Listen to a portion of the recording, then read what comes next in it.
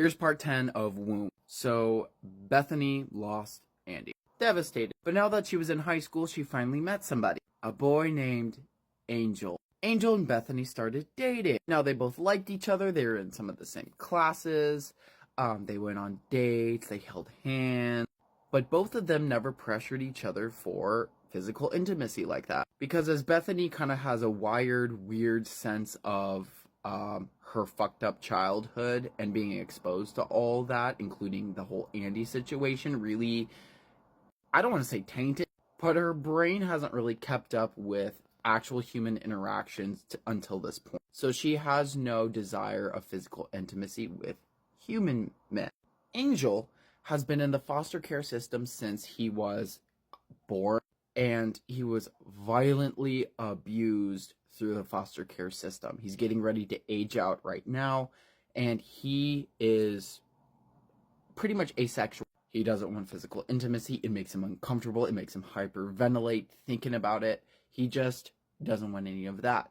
But him and Bethany work really well together since they just like each other's company. A lot of quality time. They really like each other. So prom comes around, and Bethany and Angel, of course, are going with each other. And this is when Bethany finally popped the question of, what do you think about getting a motel room for prom afterward?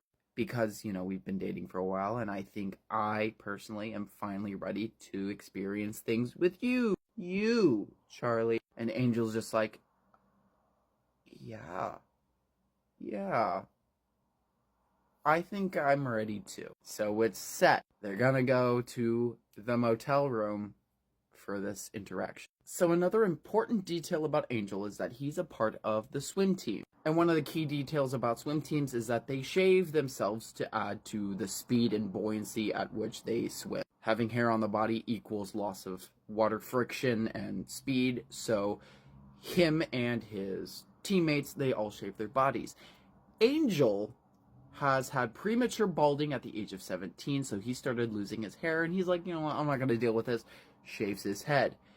And people make fun of him for being bald at the age of 17, but women seem to love smooth men. Smooth all over. Hairless. So as he's being kind of made fun of and mocked for being, you know, bald, no hair, the women are like, damn. That is why Bethany really was attracted to him, because it made him look like, say it with me, a mannequin. Because he looked like a mannequin. She reminded him of Andy.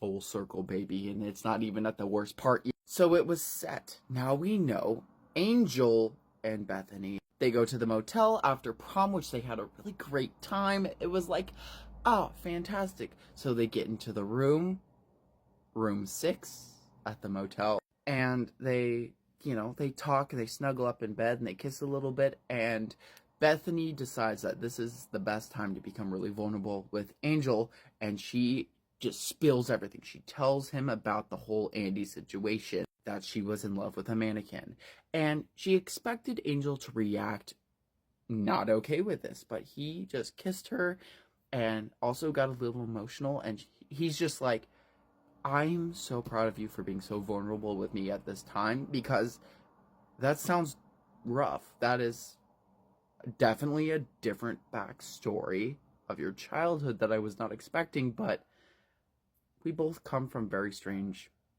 lifestyles and backgrounds.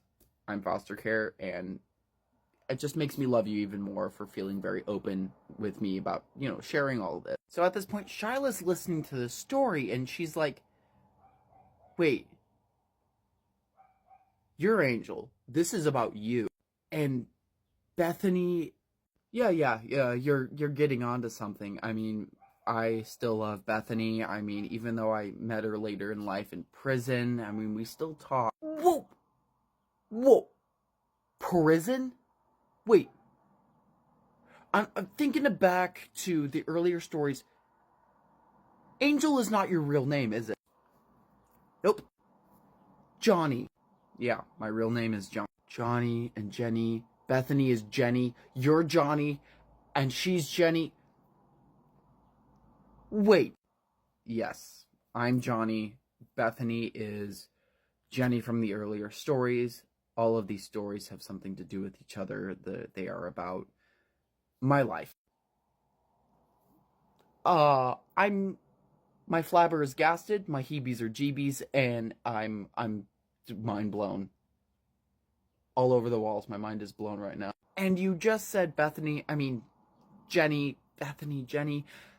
is in prison? She was in prison. What did she do to get in prison? I'll get to that. So, in here, in this room, in this motel, I am Angel. Because of the things that I have experienced and the things that have happened in this room, I am Angel in this room.